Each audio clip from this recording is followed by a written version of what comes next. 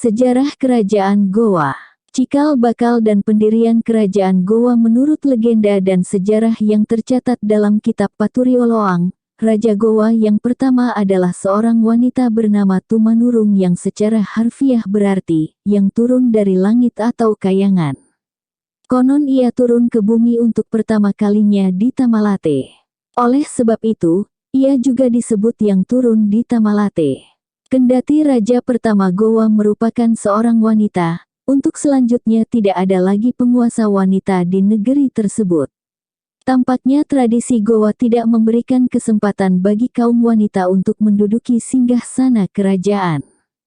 Ada lagi mitos yang mengatakan bahwa sebelum kedatangan Tumanurung di Gowa sudah ada kerajaan yang terbentuk dari perkumpulan 9 negeri dan disebut Bate Salapang atau Bate Salapanga.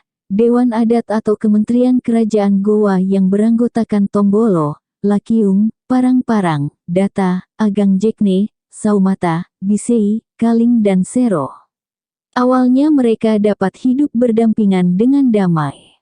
Namun, karena masing-masing kerajaan ingin menonjolkan diri dan memperluas wilayahnya, timbul perselisihan di antara mereka. Demi mengatasi perseteruan tersebut, diangkatlah seorang pemimpin tertinggi yang diberi gelar Pakalaya. Solusi itu juga tidak dapat mengakhiri permusuhan karena masing-masing negeri ingin menjadi pemimpin Bate Salapang. Selain itu, mereka juga sering menghadapi ancaman serangan kerajaan lain. Mereka memohon seorang raja kepada Dewata guna memimpin serta membebaskan mereka semua dari kondisi kacau itu. Kemudian mereka mendengar bahwa ada seorang putri dari langit yang memancarkan cahaya dan mengenakan kalung sangat indah telah turun di Tamalate. Pakalaya beserta pemuka Bate Salapang lainnya pergi ke sana guna menemui putri itu dan memohon agar ia bersedia menjadi raja mereka. Setelah permohonan itu disetujui, Pakalaya berseru pada yang lainnya, "Sombei Karaeng Nutu Gowa." Atau sembahlah rajamu wahai orang Gowa. Sejak saat itu, Gowa menjelma menjadi sebuah kerajaan yang berkuasa atas 9 negeri bekas Federasi Bate Salapang secara penuh. Kewenangan 9 raja anggota Bate Salapang juga berubah dan mereka kini disebut sebagai Kasuhiyang Salapang atau 9 pengabdi, yang berfungsi sebagai dewan adat bagi kerajaan Gowa. Sebagai wujud berdirinya kerajaan Gowa, dibangunlah sebuah istana besar dan indah bagi Tumanurung di Tamalate, tempat ia turun dari kayangan. Istana yang terdiri dari 9 petak itu dinamakan Istana Tamalate, yang artinya tidak akan layu, karena kayu yang dipergunakan tidak mengalami perubahan sedikit pun hingga istana tersebut selesai dibangun. Kini istana itu terletak 10 km dari kota Makassar atau Ujung Pandang. Daerah itu juga disebut Tamalate dan hingga sekarang dianggap sebagai daerah Gowa asli. Setelah mendengar bahwa ada seorang putri dari kayangan yang turun di Gowa, banyak negeri lain berdatang sembah kepadanya.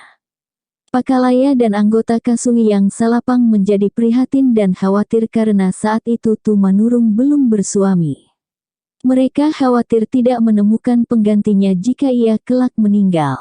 Tak lama kemudian, datang 2 orang pemuda yakni Karaeng Bayo dan saudaranya Laki Padada. Tidak dijelaskan dari mana mereka datang. Hanya disebutkan bahwa Karaeng Bayo mempunyai sebuah senjata pusaka sejenis pedang yang disebut Tanru Balanga, sedangkan saudaranya memiliki pusaka yang bernama Sudanga. Kedua pusaka ini kemudian menjadi pusaka Gowa yang sangat dihormati oleh orang-orang Makassar. Salah satu versi mengenai asal-muasal Sudanga adalah sebagai berikut. Alkisah, sewaktu berlangsung pelantikan Raja Bantaeng, muncul seorang pemuda yang dadanya memancarkan sinar berkedip-kedip sehingga menimbulkan kekaguman semua orang di tempat itu. Raja kemudian menitahkan untuk mencari pemuda tersebut dan membawanya ke istana. Ternyata ia bernama Laki Padada, putra Sandaboro dan cucu Tumanurung Tamborolangi di Tanah Toraja yang sedang mengembara dengan mengendarai burung Garuda. Ia meminta kepada Raja Bantaeng agar diizinkan menetap sementara sambil menunggu kedatangan kembali burung Garudanya. Raja Bantaeng menyetujuinya dan memberikan tempat kediaman beserta kebun kepada Lakipadada. Demikianlah, Lakipadada kemudian bercocok tanam jagung. Sewaktu jagung hampir siap dipanen, Lakipadada mendapati bahwa jagungnya banyak yang hilang. Saat malam hari, Lakipadada menyaksikan seekor babi memangsa jagung-jagungnya. Ketika ia mengejarnya, babi itu lari memasuki sebuah lubang. Keesokan harinya, Lakipadada menghadap Raja Bantaeng dan memohon dipinjami tombak guna mengenyahkan hewan perusak itu. Raja Bantaeng meminjaminya tombak bermata dua bernama Poke Pangkaya. Malam harinya, Lakipadada mengintai kembali ladang jagungnya dan menjumpai babi yang sama sedang memangsa jagung-jagungnya. Segera dilontarkannya tombak pemberian Raja Bantaeng pada babi itu dan mengenai punggung kanannya. Mata tombak yang menancap di punggung babi terlepas dari gagangnya dan terbawa lari ke dalam lubang. Lakipadada merasa kesal dan dengan bantuan beberapa orang pengikutnya ia memasuki lubang menggunakan sebuah keranjang. Setelah beberapa lama menuruni lubang, rupanya keranjang Lakipadada tersangkut di sebuah pohon. Di bawah pohon dilihatnya beberapa orang gadis sedang menumbuk padi.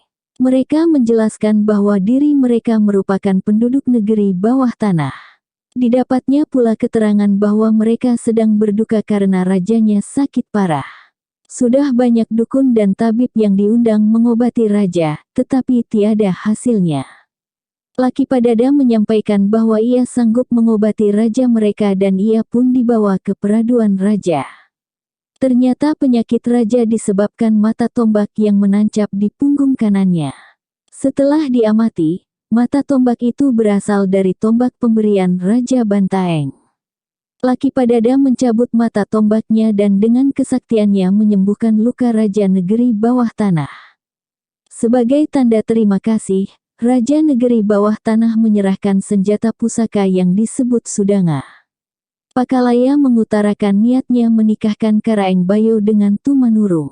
Keinginan itu diterima oleh Tumanurung dan dari pernikahan itu lahirlah Tumasalangga Barayang yang menjadi pewaris kerajaan Gowa.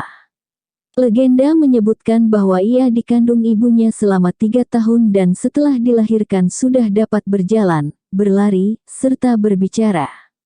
Namun ia memiliki kondisi fisik yang cacat dan tidak seperti seseorang pada umumnya. Bahunya tidak rata, yang satu ke atas, sedangkan yang lainnya ke bawah, daun telinganya yang satu berbonggol, sedangkan yang satunya lagi sangat besar, dan pusarnya sangat besar seperti bakul kecil. Kendati cacat, anak itu memiliki kelebihan seperti yang dikatakan ibunya Tumanurung. Mengapa anakku cacat? Karena bahunya miring, telinganya seperti bukit melambai-lambai atau bukit yang tampak tinggi.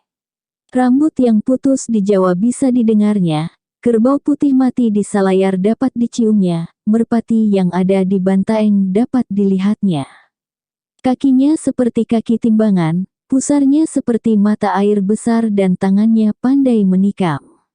Siapa yang menyembah kepadanya bertahil-tahil emasnya, maksudnya akan jadi kaya raya. Siapa yang menyembah dia akan dipohonkan keselamatan dan akan menjadi rakyatnya. Demikianlah berdasar kutipan di atas, anak istimewa itu meski terlahir cacat, namun ia memiliki penglihatan, penciuman, dan kemampuan yang luar biasa. Selanjutnya, dikisahkan bahwa Tumanurung membagikan kedua kalung yang dimilikinya kepada anaknya satu utas, sedangkan satu utas disimpannya sendiri. Tumanurung masuk ke dalam biliknya dan setelah itu menghilang entah kemana.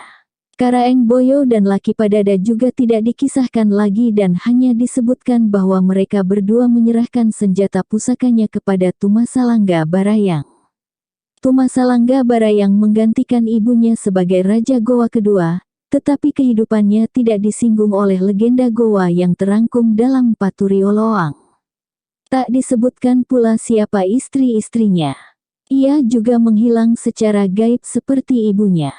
Rakyat diperintahkannya duduk bersama-sama dan setelah itu ia pergi ke bukit di sebelah utara Jonggoa.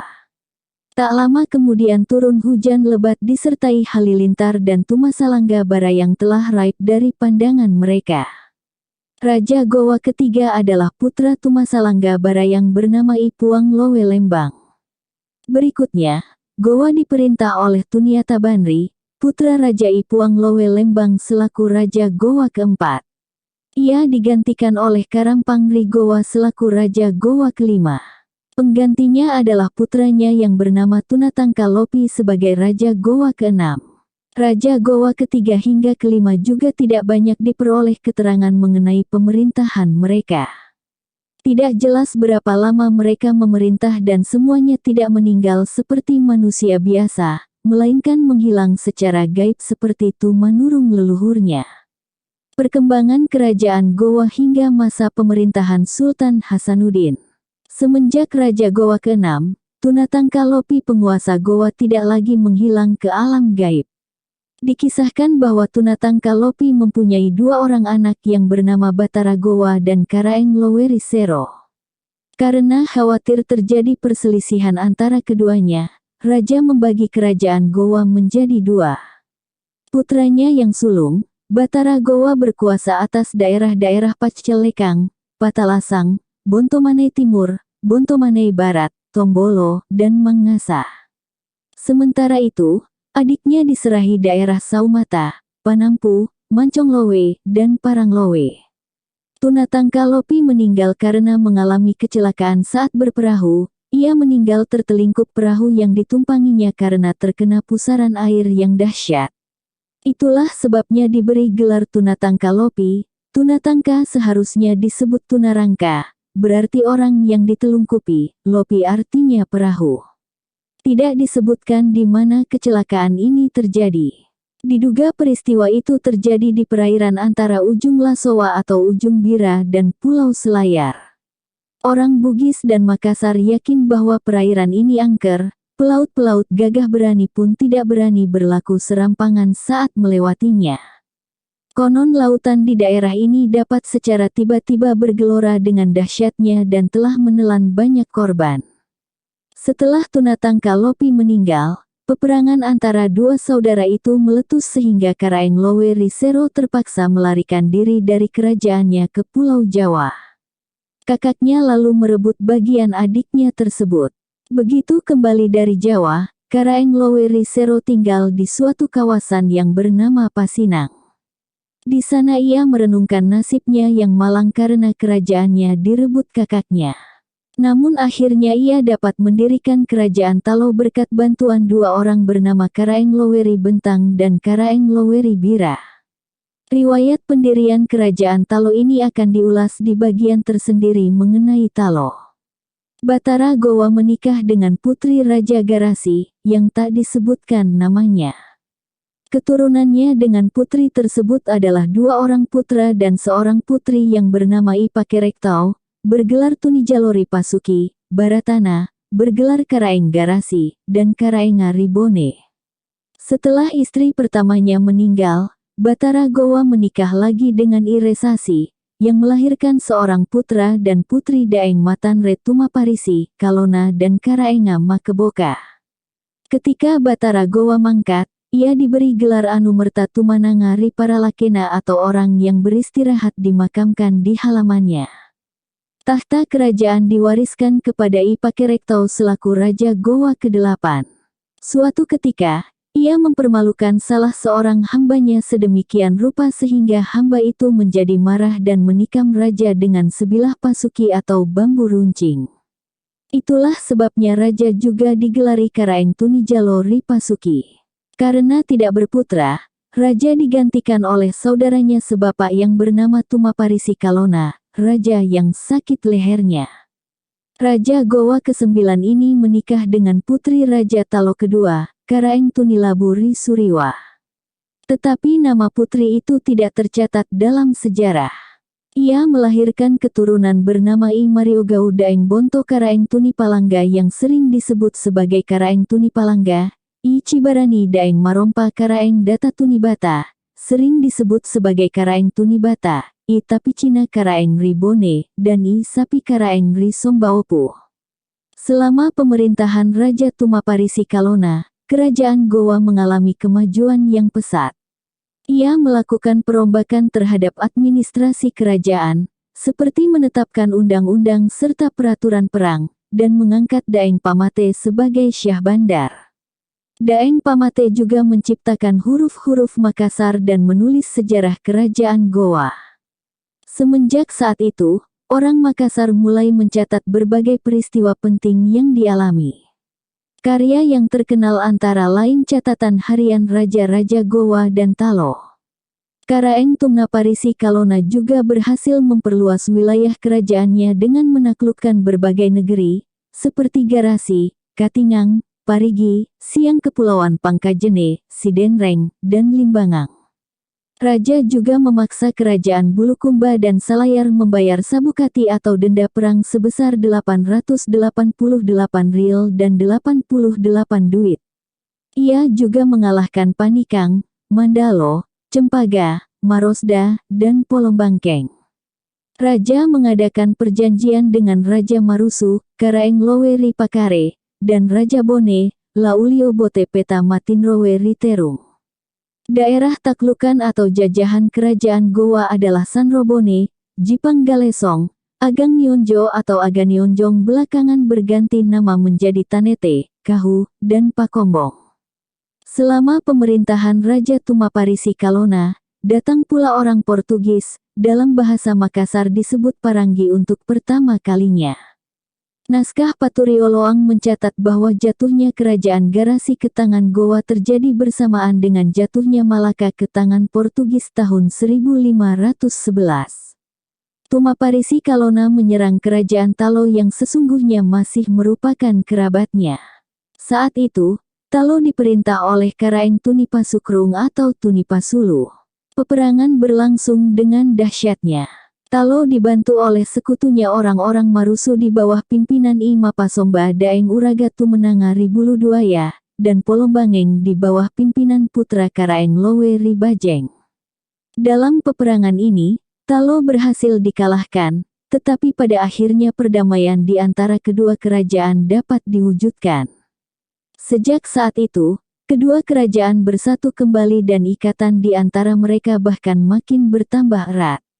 Perjanjian perdamaian antara kedua kerajaan dikokohkan dalam bentuk sumpah yang diucapkan oleh penguasa Gowa, Talo, beserta semua gelaran kepala wilayah pengikut kedua belah pihak.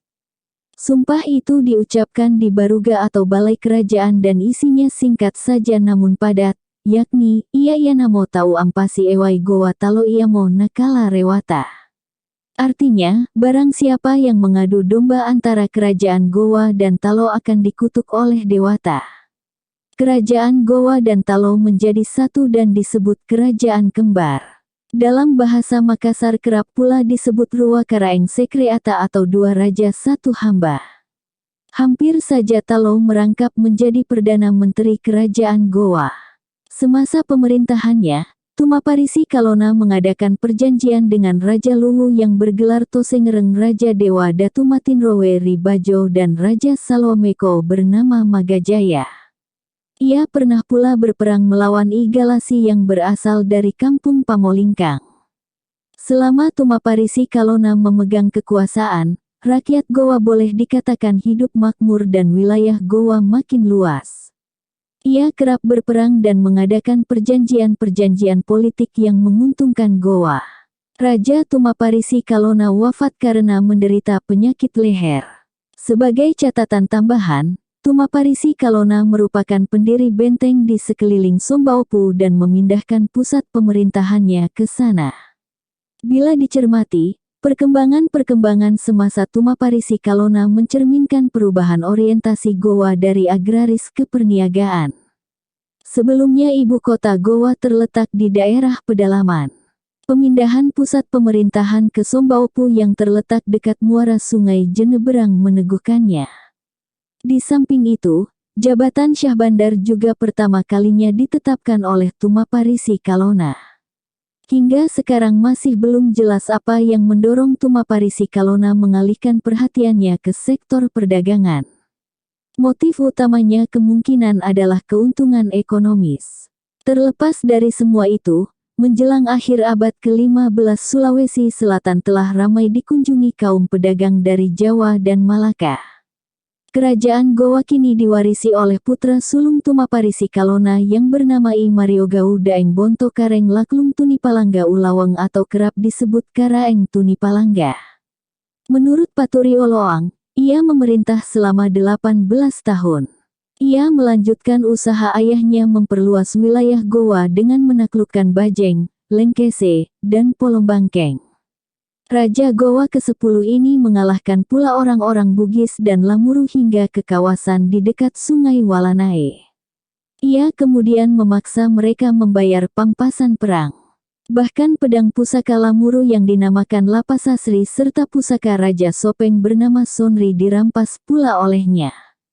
Wilayah-wilayah lain yang jatuh ke tangan Gowa adalah Cenrana, Salomeko, Kaci, Bulo-Bulo, Kajang, Lamati, Bengo, Samauta, Camba, Supa, Sawito, Bulukumba, Ujung Lowe, Panyikikang, Gantarang, Wero, Salayar, Bira, Bunga, Mapili, Poda-Poda, Campalagiang, Toli-Toli, dan Kaili.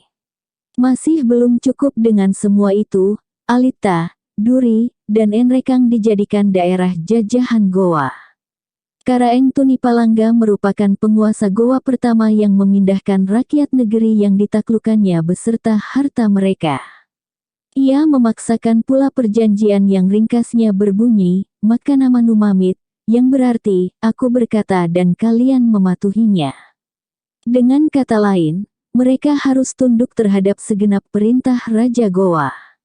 Selain memperluas wilayah kerajaannya, Karaeng Tunipalangga melakukan aneka perbaikan dalam administrasi kerajaan Gowa.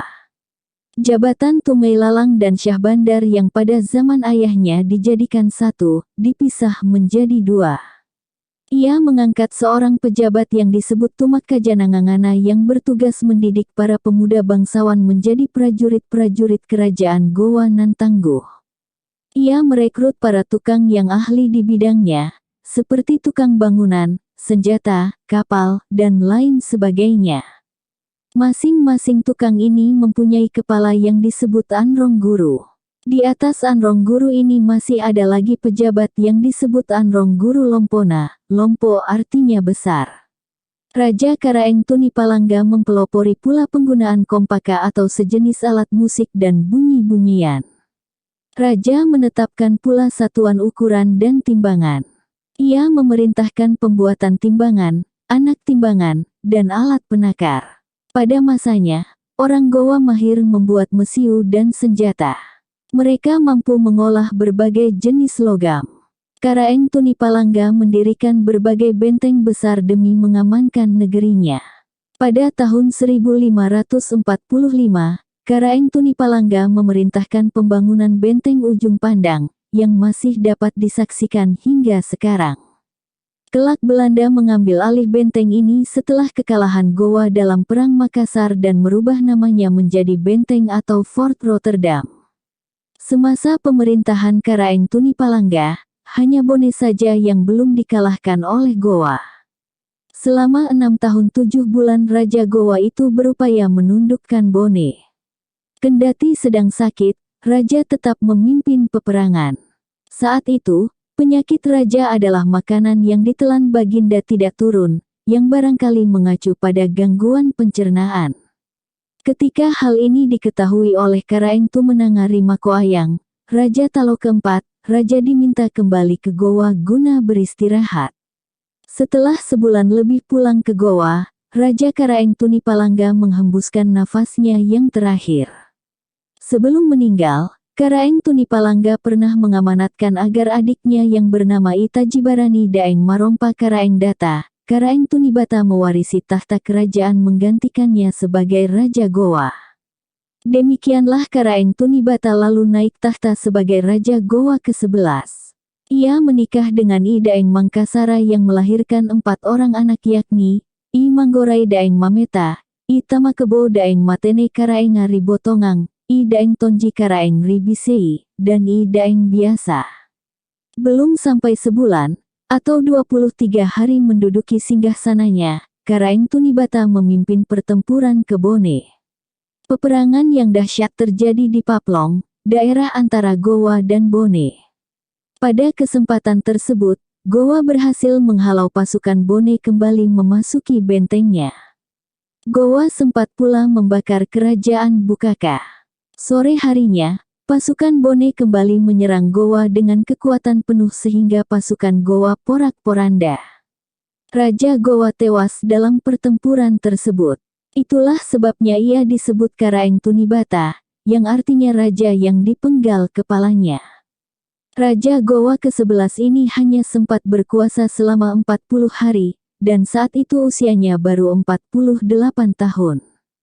Raja Bone yang berkuasa saat itu, Latenrirawe Bongkange Matinrowe Rigucina, Raja Bone ke-7 memerintah pada tahun 1542 sampai tahun 1584 beserta penasihatnya, Kajau Lalido, sepakat mengembalikan jenazah Raja Gowa yang gugur itu ke negerinya. Raja digantikan oleh putranya yang bernama I Manggorai Daeng Mameta Karaeng Bontolangkasa Tunijalo atau kerap disebut Karaeng Tunijalo sebagai Raja Gowa ke-12. Semasa pemerintahannya, berlangsung perdamaian antara Gowa dan Bon di Kalepa. Pihak Gowa diwakili oleh Karaeng Tunijalo beserta Tumenanga Rimakoayang. Sementara itu, pihak Bone diwakili oleh Raja Latenrirawe Bongkange beserta Kajau Lalido. Hasil perundingan itu adalah 1. Penyerahan daerah-daerah sampai sebatas Sungai Walanae di sebelah barat dan sampai ke Ulaweng di utara Bone. 2. Daerah di sebelah utara Sungai Tangka menjadi wilayah Bone, sedangkan selatannya menjadi milik Gowa. 3. Negeri Cenrana dimasukkan ke dalam kekuasaan Bone. Perjanjian yang dalam bahasa Makassar disebut Ulukanaya Rikalepa itu mengakhiri permusuhan antara Gowa dan Bone untuk sementara waktu. Setelah itu, Raja Karaeng Tunijalo kembali ke negerinya dan dinobatkan secara resmi sebagai Raja Gowa, bahkan pada kesempatan tersebut Raja Bone ikut hadir. Pusaka kerajaan Gowa yang disebut Sudanga dan pusaka Bone yang disebut Lateariduni diletakkan di tempat keramat dalam istana Gowa sehingga menambah keagungan upacara. Mereka juga mengadakan perjanjian persahabatan yang berbunyi, musuh-musuh raja atau kerajaan Gowa adalah pula musuh-musuh raja atau kerajaan Bone. Demikian pula sebaliknya, musuh-musuh raja atau kerajaan Bone adalah musuh-musuh raja atau kerajaan Gowa. Rakyat Gowa yang masuk ke wilayah kerajaan Bone adalah seperti mereka itu masuk ke negerinya sendiri. Sebaliknya pula rakyat Bone yang masuk ke wilayah kekuasaan kerajaan Gowa adalah mereka seperti berada di negerinya sendiri.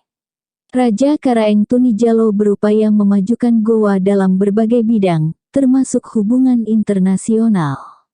Ia menjalin relasi dengan Raja Mataram di Jawa, Johor, Malaka, Pahang, Blambangan, dan Maluku.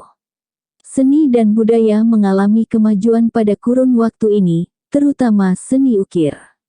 Raja memerintahkan pengawasan terhadap senjata berupa sumpit karena ketika berada di Bone ia 2 kali terluka gara-gara serangan sumpit beracun. Karaeng Tunijalo mengizinkan para pendatang yang beragama Islam membangun masjid di Mangalekana Sombaupu, dengan tujuan agar mereka leluasa beribadah. Semasa kekuasaannya, Raja Gowa ini sempat menaklukkan beberapa negeri seperti Luwu, Batulapa, Segeri, dan Marusu. Peristiwa penting lain yang terjadi pada zamannya adalah kunjungan Sultan Babulah dari Ternate ke Sombaupu pada tahun 1580. Perjanjian perdamaian antara Gowa dan Bone tidak bertahan lama karena terjadi keretakan kembali antara kedua negeri tersebut. Bone tetap mengkhawatirkan ambisi ekspansif Gowa yang kerap berusaha meluaskan wilayah kekuasaannya tersebut. Oleh karenanya, 3 kerajaan suku Bugis, yakni Bone, Wajo, dan Sopeng membentuk aliansi bersama. Persekutuan 3 kerajaan tersebut dinamakan Telumpak Coe dalam bahasa Bugis dan Talumbon Coa dalam bahasa Makassar, yang mulai diwujudkan pada 1582 antara Raja Latenrirawe Bongkange Matinrowe Rigucina dari Bone, Lamungkace tu udamang matinrowe ribatana dari Wajo, dan lama palepe patolae dari Sopeng. Sebagai wujud ikrar atas persekutuan mereka, ditanamlah sebuah batu di daerah Timurung. Itulah sebabnya permufakatan ini kerap pula dinamakan Malamumpatueri Timurung, penanaman batu di Timurung. Tujuan utama aliansi ini tentu saja adalah mengimbangi ambisi ekspansif Gowa di kawasan Sulawesi Selatan. Hal ini menimbulkan amarah Gowa. Perjanjian perdamaian antara Gowa dan Bone menjadi batal dengan dilancarkannya serangan Gowa ke Bone beserta Wajo, tetapi gagal. Karaeng Tunijalo mangkat karena dibunuh oleh saudara sepupunya, I Lolo Tamakana. Karaeng Tunijalo digantikan oleh putranya yang bernama Karaeng Tunipasulu. Saat menaiki singgasana, Raja Gowa ke-13 ini baru berusia 15 tahun. Ia memerintah dengan sewenang-wenang sehingga menimbulkan banyak pergolakan di Gowa. Para pejabat dan pembesar yang tidak disukainya dipecat dengan semena-mena. Raja tidak segan-segan pula menghabisi nyawa orang-orang yang tak sepaham dengannya. Oleh karena itu, banyak perantau yang sebelumnya tinggal di Gowa lari dari kerajaan tersebut. Mereka takut terhadap sepak terjang raja, bahkan anak-anak pembesar Gowa tidak sedikit pula yang mengungsi dari negerinya. Karena perilakunya yang semena-mena ini, Karaeng Tunipasulu tidak lama memerintah dan dipaksa turun tahta oleh rakyat dan Dewan Adat Gowa. Ia lalu meninggalkan Gowa dan pergi ke Luwu. Itulah sebabnya raja diberi gelar Karaeng Tunipasulu, yang artinya raja yang diusir dari negerinya. Ketika berada di Luwu, raja memeluk agama Islam. Ia pindah lagi ke Buton dan wafat di sana pada tanggal 5 Juli tahun 1617. Sebagai penguasa Gowa berikutnya diangkatlah adik Raja Karaeng Tunipasulu yang bernama I Mangarangi Daeng Manrabia. Raja Gowa ke-14 ini telah memeluk agama Islam dan bergelar Sultan Alauddin tahun 1593 sampai tahun 1639. Gelar anumertanya adalah Tumenangari Gaukana atau raja yang wafat dalam pemerintahannya. Saat menggantikan kakaknya, I Mangarangi Daeng Manrabia baru berusia 7 tahun. Oleh karena itu, Pabicara Buta yang sekaligus merupakan Raja Talo ke-8, Karaeng Matoaya, merangkap sebagai walinya. Raja Talo ini masih bersaudara kandung dengan Karaeng Binia atau ibu Karaeng Tunipasulu dengan Sultan Alauddin. Karaeng Matoaya merupakan raja di kawasan Sulawesi Selatan pertama yang menganut agama Islam, selanjutnya bergelar Sultan Abdullah Awalul Islam. Masuk Islamnya kedua raja ini berkat kedatangan ulama terkenal bernama Abdul Makmur Khatib Tunggal, yakni Datori Bandang, yang makamnya kini berada di timur Laut Makassar. Semenjak Gowa dan Talo menjadi kerajaan Islam, para rajanya bergelar Sultan. Kerajaan-kerajaan itu selanjutnya menjadi pusat penyiaran agama Islam di Sulawesi Selatan. Dua kawan Datori Bandang, yakni Khatib Sulaiman Datori Patimang, dan Khatib Bungsu Datori Tiro, adalah penyebar-penyebar agama Islam yang terkemuka di kawasan tersebut. Semasa pemerintahan Sultan Alauddin, Gowa menaklukkan Bulukumba, Bilusu, Sidenreng, Lamuru, Sopeng, Wajo, Bone, Bulu, Cenrana, Wawonio, Biloka, Lemo, Pekalabu, Campaga, Bima, Dompu, Sumbawa, Kekelu, Sanggar, Buton, Pancana, Bungkutunbungku, Banggai, Buol, Gorontalo, Larompong, Selaparang Lombok, Pasere Pasir di Kalimantan Selatan, Kutai, dan lain sebagainya. Karenanya bisa disimpulkan bahwa wilayah atau daerah pengaruh Gowa tidak hanya meliputi Sulawesi saja, melainkan telah menjangkau Kalimantan, Lombok, dan Sumbawa. Sultan Alauddin wafat pada tanggal 15 Juni tahun 1639 setelah memerintah selama 46 tahun. Ia dikenal sebagai raja yang dicintai rakyatnya. Pada abad ke-17, Sombaupu, Ibu kota kerajaan Goa merupakan kota pelabuhan internasional yang ramai karena letaknya yang strategis sebagai penghubung antara kawasan barat dan timur Kepulauan Nusantara. Itulah sebabnya para pedagang asing, seperti Portugis, Spanyol, Inggris, dan Belanda tertarik singgah di sana. Belanda segera menyadari arti penting kerajaan Goa dalam dunia perdagangan di Indonesia. Sombaupu merupakan bandar rempah-rempah yang penting. Hal ini terutama didukung oleh kenyataan bahwa suku bangsa Makassar merupakan pelaut-pelaut yang ulung. Selain itu, Belanda mendengar bahwa di Sombaupu harga rempah-rempah kerap lebih murah harganya daripada di Maluku. Kontak dengan bangsa Belanda telah terjadi semasa pemerintahan Sultan Alauddin. VOC mengirim surat kepada Sultan, yang isinya memohon agar mereka diperkenankan datang ke sana. Sultan mengizinkan VOC mengunjungi negerinya. Kantor perwakilan dagang VOC kemudian dibuka di Sombaupu dengan Claes Luersen sebagai kepalanya yang pertama. Dengan demikian terjalinlah hubungan dagang dengan VOC. Pada 1607, Abraham Matis ditugaskan oleh VOC menjajaki peluang kerja sama dengan kerajaan tersebut. VOC menawarkan bantuan militernya asalkan setelah itu diperkenankan menerapkan monopoli perdagangan di kawasan itu. Namun tawaran ini tidak mendapat tanggapan dari Raja Goa. Kecurangan ternyata kerap terjadi pada kantor wakil dagang VOC di Sombaupu, umpamanya berupa laporan palsu yang menyatakan bahwa kaum bangsawan Goa banyak berhutang kepada mereka padahal tidak demikian halnya. Para pegawainya banyak melakukan korupsi dan malah menjalin hubungan dengan Portugis dan Spanyol, yang merupakan saingan dagang serta musuh bebuyutan VOC. Karena kondisi yang tidak memuaskan ini, kantor perwakilan dagang VOC ditutup. Sebelumnya, kapal VOC juga kerap menyerang perahu-perahu Goa. Ketika dua orang utusan VOC, Paulus van Solt dan Jacques I Hermite datang menghadap Sultan Goa, mereka diprotes karena serangan-serangan itu.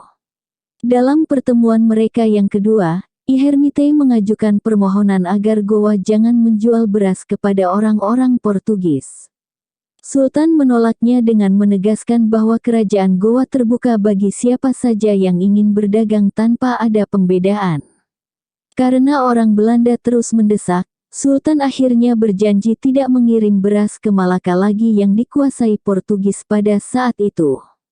Sultan menyesalkan penutupan kantor dagang VOC di Sombaupu. Oleh karenanya, kedua utusan VOC itu berjanji membuka kembali perwakilan dagangnya. Francois Wittert ditugaskan membuka kembali kantor tersebut dan mengangkat Samuel Denis sebagai kepalanya.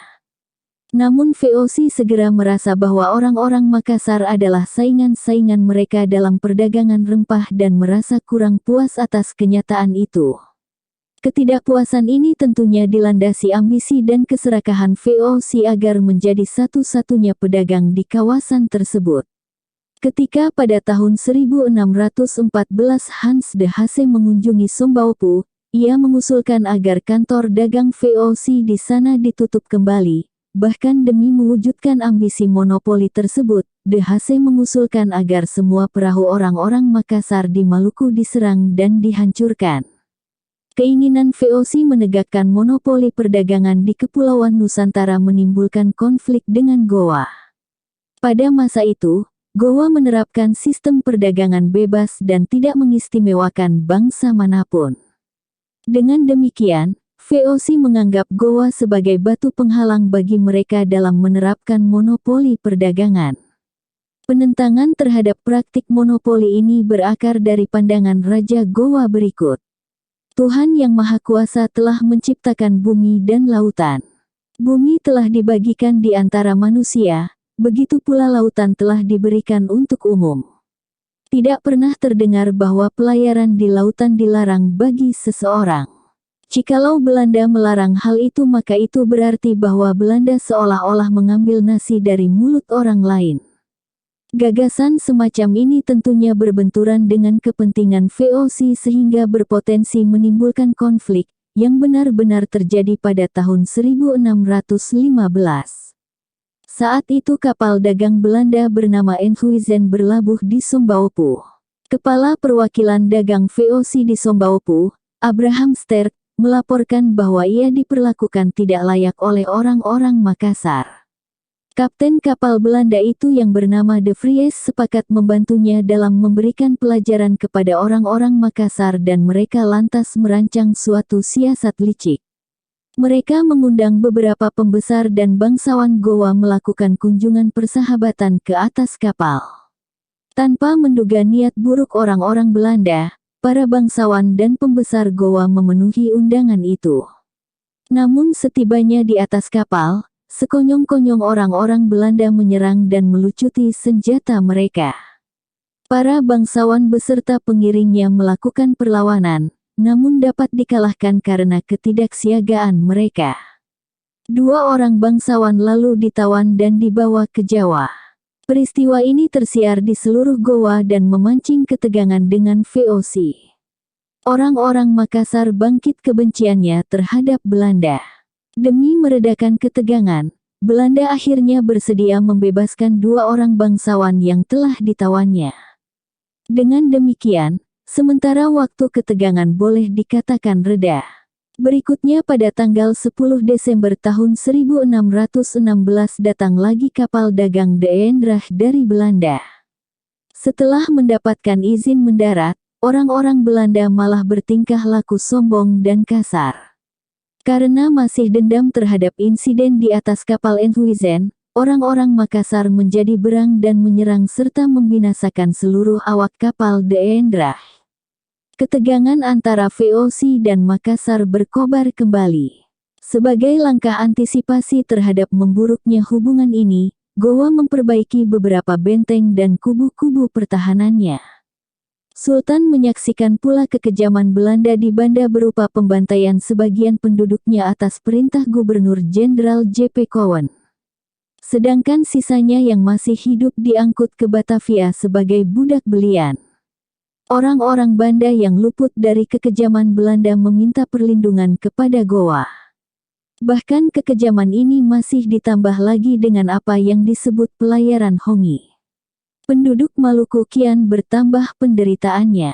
Sebelum kedatangan Belanda, Goa telah menjalin persahabatan dengan Maluku, maka Sultan pun terdorong membela kepentingan mereka.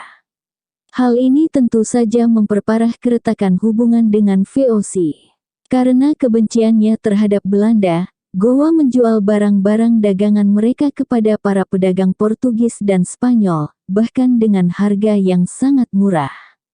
Hal ini tentu saja menyakiti hati VOC karena menyaksikan saingannya meraup keuntungan yang lebih besar. Upaya VOC menjalin persahabatan dengan Goa kerap gagal karena mereka terus memaksakan keinginannya memonopoli perdagangan. Gubernur J.P. Cowen mengirimkan 3 kapal perangnya di bawah pimpinan Aren Maertsen, tetapi serangan ini dapat dipatahkan. Gagal dengan jalan kekerasan, Cowen mencoba mengutus Yang Josten pada 1621 dengan membawa sepucuk surat bagi Sultan Alauddin guna menjajaki kemungkinan adanya perjanjian yang menguntungkan VOC dan Goa. Utusan itu diterima dengan ramah tamah dan Sultan menyatakan bahwa Goa bersedia bersahabat dengan bangsa manapun, termasuk Belanda. Namun karena Cowen menuntut agar Goa mengirimkan seorang utusan ke Batavia, Sultan menolaknya. Dengan demikian perjanjian yang diharapkan Cowen boleh dikatakan gagal total. Setelah menguasai sebagian daerah Maluku, Belanda menempatkan gubernurnya di sana. Gubernur Herman van Speult sangat direpotkan oleh bantuan dan dukungan Makassar terhadap rakyat Maluku. Karena gagal mengalahkan Goa dengan kekuatan senjata, Van Speult mengusulkan agar VOC mengadakan perjanjian perdamaian dengan Goa. Ia lalu mengundurkan diri dari jabatannya dan dalam perjalanan pulang ke Batavia ia sempat singgah di Sombaopu antara 3–10 Agustus tahun 1625. Ia mencoba mengadakan perjanjian dengan Raja Goa, tetapi tidak membuahkan hasil apa-apa karena isu monopoli perdagangan masih dikedepankan olehnya. Sebagai wujud tantangannya terhadap VOC, Gowa menyerang dan merebut Limboto yang dikuasai oleh Ternate. Kerajaan Ternate saat itu memang menjalin hubungan persekutuan dengan VOC. Selanjutnya pada Desember tahun 1629, sebuah kapal VOC kandas di perairan Pulau Selayar. 30 orang awak kapalnya menjadi tawanan Raja Gowa. Karena ingin bertukar tawanan dengan Belanda, Portugis meminta agar para tawanan itu diserahkan kepada mereka. Sultan Alauddin menyetujuinya sehingga terjadilah pertukaran tawanan antara Portugis dan Belanda. Pada tahun 1634, Belanda mengirimkan kapalnya memblokade perairan Gowa, tetapi tidak membuahkan hasil apa-apa. Karena makin khawatir terhadap manuver kerajaan Gowa yang menjalin persekutuan dengan Portugis, Spanyol, dan Inggris, mereka akhirnya mengubah kebijakannya. Pada tanggal 12 Juni tahun 1637, Gubernur Jenderal Antonio van Diemen berlayar ke Gowa guna mengupayakan suatu perdamaian. Ia hanya menyarankan agar Gowa jangan berdagang dengan daerah-daerah yang menjadi musuh VOC. Sultan menyetujuinya dan sebagai tindak lanjut atas kesepakatan tersebut, Gubernur Jenderal mengutus Antonio Caen yang fasih berbahasa Melayu membicarakannya lebih jauh. Perjanjian perdamaian ditandatangani oleh Sultan Alauddin dan Gubernur Jenderal Belanda Antonio van Diemen pada tanggal 26 Juni tahun 1637. Kesepakatan ini sementara waktu memang dapat mengakhiri permusuhan di antara mereka. Orang Inggris juga senang dengan diadakannya perjanjian ini dan menyelenggarakan pesta untuk merayakannya. Meskipun sudah diadakan perdamaian, orang Belanda menyepakati persyaratan Sultan untuk tidak menempatkan wakil mereka di Sombaopu. Hal ini menimbulkan ketidakpuasan bagi mereka di masa mendatang karena iri dengan bangsa-bangsa lain yang boleh menempatkan wakilnya di sana. Sultan Malikus Said tahun 1639 sampai tahun 1653 mewarisi tahta kerajaan Gowa sebagai raja ke-15. Gelar lengkapnya adalah Manuntungi Daeng Matola Karaeng Ujung Karaeng Lakiung Sultan Malikus Said Tumenangari Pampabatuna. Sebagai pabicara butanya adalah Raja Talo ke-9, Karaeng Patingaloang, yang terkenal karena kecendekiawannya. Sultan terkenal akan kepiawaiannya bergaul dan berdiplomasi dengan bangsa-bangsa lain, termasuk VOC. Sultan Malikus Said membina hubungan yang baik dengan VOC berdasarkan perjanjian perdamaian yang telah disepakati oleh ayahnya pada tahun 1637. Kendati demikian, perjanjian damai ini tampaknya tidak berumur panjang karena VOC senantiasa bersikap serakah dan mementingkan dirinya sendiri. Mereka tidak peduli apakah isi kesepakatan itu merugikan pihak lain atau tidak. Mereka terus berupaya memonopoli perdagangan rempah-rempah di Indonesia bagian timur, khususnya Maluku. Beberapa insiden terjadi lagi dengan VOC, antara lain perampasan perahu milik Gowa yang mengangkut cendana di Pulau Timor. Ini adalah pelanggaran perjanjian damai yang telah dibuat sebelumnya dengan kerajaan Gowa. Oleh karena itu, Sultan meminta ganti rugi sebesar 6.240 ringgit, tetapi Belanda hanya membayar 2.000 ringgit. Sultan menolak dan tetap meminta pembayaran sesuai dengan jumlah yang telah ditentukannya. Tuntutan ini baru dipenuhi Belanda pada tahun 1641. Selanjutnya masih ada konflik-konflik lain dengan VOC, seperti masalah Buton dan lain sebagainya. Demi memperkuat armada Gowa, Sultan Malikus Said pada tahun 1640 memerintahkan pembuatan kapal atau gale besar yang didayung 400 orang, yang masing-masing diberi nama I Gale Dondona Ral Campaga panjang 35 meter, I Gale Nyanyik Sangguk panjang 27 meter, I Gale Mangkin Naya panjang 27 meter, I Gale Parek Makuling panjang 23 meter, I Gale Ikalabiu panjang 23 meter, I Gale Galelenga panjang 23 meter, I Gale Barang Mamase panjang 23 meter, I Galesiga panjang 23 meter, dan I Galeuwangang panjang 23 meter. Selain VOC, Sultan Malikus Said harus pula berhadapan dengan Bone. Raja Bone saat itu, Lamadaremeng Matinrowe Ribukaka mengeluarkan kebijakan baru mengenai perbudakan. Ia menetapkan bahwa orang yang bukan keturunan budak tidak boleh dijadikan budak.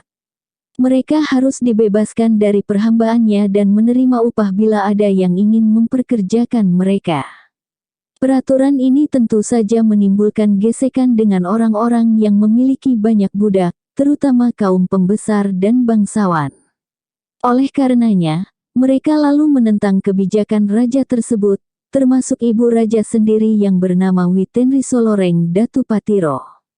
Karena Raja Bone tidak menghiraukan segenap keberatan itu, ibunya melarikan diri ke Goa pada tahun 1640 dan meminta perlindungan kepada Sultan Malikus Said.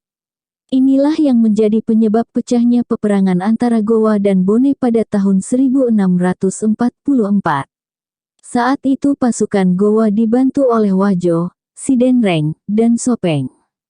Setelah melalui serangkaian pertempuran yang dahsyat, pasukan Bone berhasil dipukul mundur. Raja Lamadaremeng beserta saudaranya, Latenriaji Tosenrima terpaksa melarikan diri ke Larompong dan Cimpu di Luwu. Namun akhirnya Raja Bone dapat ditangkap serta diasingkan ke Sanrangang dan wafat di sana. Semenjak saat itu, Bone berada di bawah kekuasaan Goa selama 17 tahun. Masa ini dalam catatan sejarah Bugis disebut Naripoatana Bone 10 Pitu Taung Itana yang berarti, didudukilah Bone selama 7 tahun lamanya. Setelah peristiwa kekalahan Bone tersebut, Sultan Goa meminta Karaeng Patinggaloang mengadakan perundingan dengan Arung Pitu atau Dewan Adat Bone guna membicarakan siapakah yang layak diangkat sebagai Raja Bone menggantikan Lamadaremeng. Dewan Adat Bone memutuskan menyerahkan tahta kerajaan Bone kepada Sultan Malikus Said. Tetapi Sultan menolaknya karena ia paham betul adat Bone yang tidak mengizinkan orang luar menjadi penguasa di negeri itu. Mereka yang bukan keturunan langsung Tumanarunge Rimatajang, raja pertama Bone tidak diperkenankan menjadi Raja Bone. Adat yang sama berlaku pula di negerinya. Orang yang bukan keturunan langsung Tumanurunga Ritamalate hendaknya tidak diangkat sebagai penguasa Goa dan Talo. Sultan Malikus Said kemudian menunjuk Karaeng Patinggaloang sebagai penguasa Bone yang baru, tetapi lantaran memahami pula adat Bone, ia juga menolaknya. Karena tidak ada calon Raja Bone yang tepat, Sultan akhirnya menerima tawaran itu, tetapi mengangkat pamannya Karaeng Sumana sebagai wakilnya dalam menjalankan roda pemerintahan di Bone. Namun paman Sultan itu menampiknya karena merasa tidak sanggup mengemban tanggung jawab tersebut.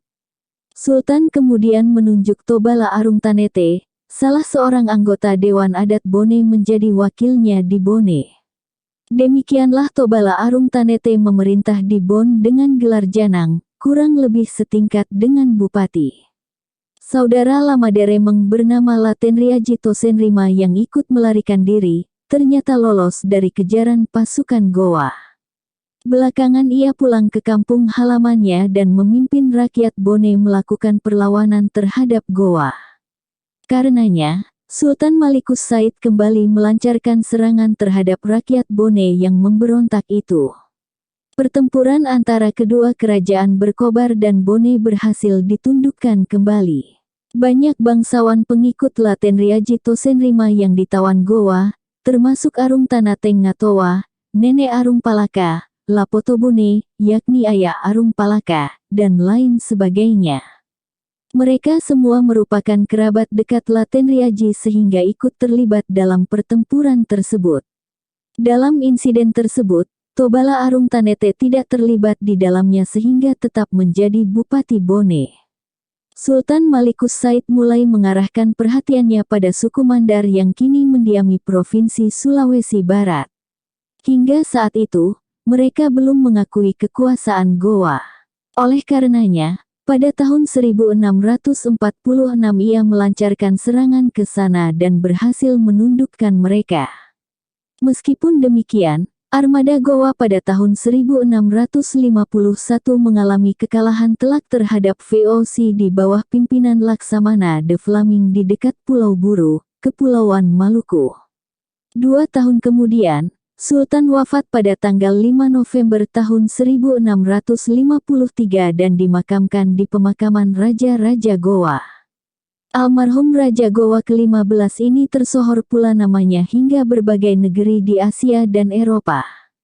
Ia menjalin hubungan persahabatan dan diplomatik dengan Raja Inggris, Raja Kastilia Spanyol, Mufti Besar Arabia, Raja Portugis, Gubernur Spanyol di Manila, Raja Muda Portugis di Goa India, dan Merhante di Masulipatan India.